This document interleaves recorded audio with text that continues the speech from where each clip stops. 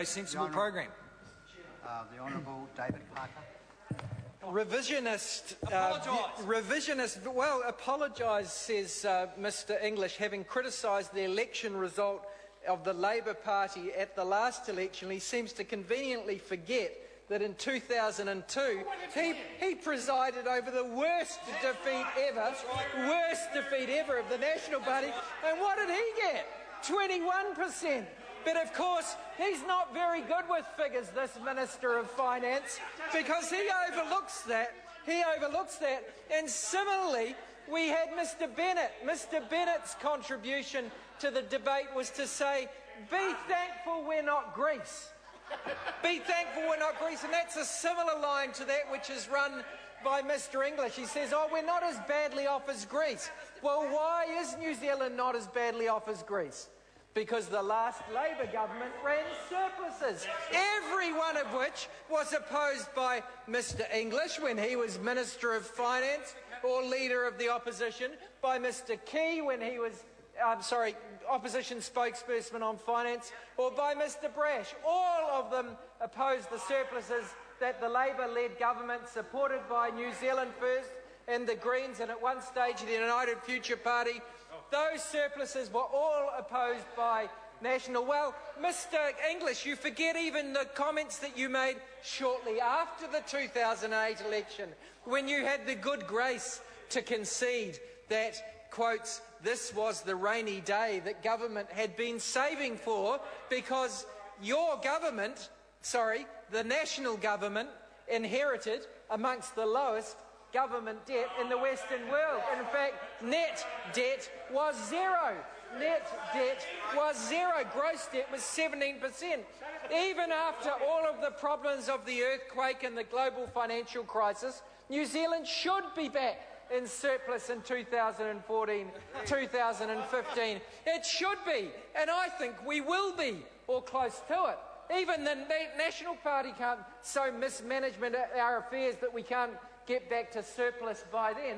But even then, New Zealand's government debt will be amongst the lowest in the developed world. But we still won't have cured our fundamental problems, which relate to imbalances in the economy. And Mr English talks a good game when it comes to rebalancing the economy, but he hasn't done it because he won't pull the levers that are open to him to cause the economy to change. And that is clear from the government's own projections.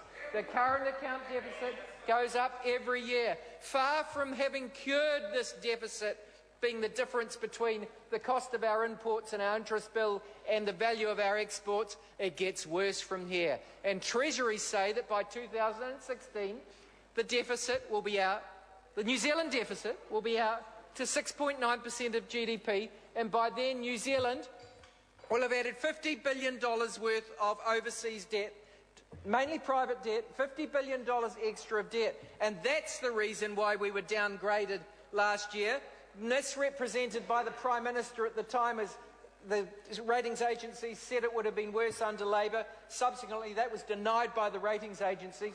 They downgraded New Zealand because of private debt in the main, not government debt, and private debt gets worse every year from here on because it keeps growing under an unbalanced economy that this government has failed to change. So these phony promises are backed by no plan. In response to the fact that they were hurting because they didn't have a plan, the government came up with this harebrained scheme to sell off our SOEs, which makes the government deficit worse. It makes the government deficit worse to the tune of $94 million per annum, around $100 million a year worse off because, of course, the interest saved is less than the profits and dividends foregone. The government's getting distracted by scandal after scandal at the moment, whether it's ACC or Foreign Affairs or mistakes by Treasury monitoring the Crown Guarantee Scheme causing hundreds of millions of dollars of cost.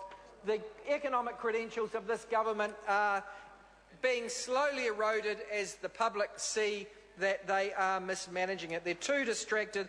They're looking after the people who they like, whether it's Mr McElroy being put in charge of the Broadcasting Commission or whether it's insiders of the National Party getting better preferential treatment from ACC. This government's more about looking after its insiders than it is taking care of New Zealand's serious economic problems. Members, the question is that the report of the Finance and Expenditure Committee on the annual financial statements of the Government for the year ended 30th of June 2011 and the Treasury be noted. Those of that opinion will say aye. To the contrary, no. The ayes have it. The ayes have it. We now move to the order. We now move to the financial review of the Office of the Controller and Auditor General. Will members please turn to the Finance and Expenditure Committee's report. The question is that the report of the Finance and Expenditure Committee on the 2010-11 financial review of the Office of the Controller and Auditor General be noted. Speaker. To you, Roa Flavel. Thank you, Mr. Chair. Kia ora tātou katoa. I take a few minutes just to focus